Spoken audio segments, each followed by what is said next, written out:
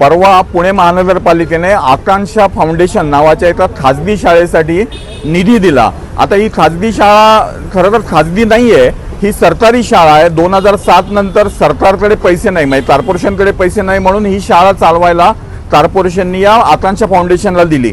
परंतु आता सरकार म्हणजे कॉर्पोरेशनच असं उलटं म्हणतंय की तुम्ही शाळा पण आमची चालवायला घ्या, तुम्हीच शाळा चालवा आणि पैसे पण आम्ही देतो।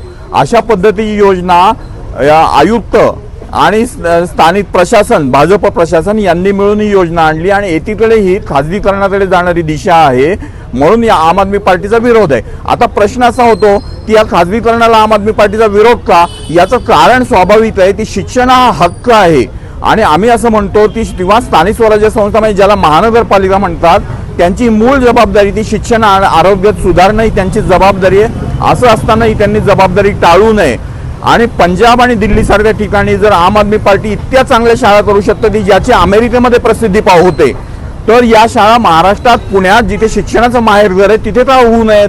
आणि म्हणूनच आम्ही शिक्षणाच्या संदर्भात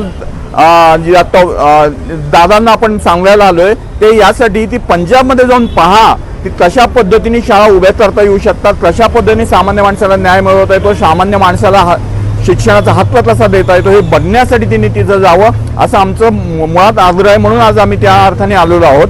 दुसरी एक महत्त्वाची गोष्ट याच्याबरोबर दादांच्या संदर्भात मला म्हणायची आहे की 4 वर्षापूर्वी त्यांनी असं म्हटलं होतं की फुले, शाहू आणि आंबेडकर यांनी अनुदानावरती म्हणजे लोकांकडे भीक मागून शाळा चालवल्या।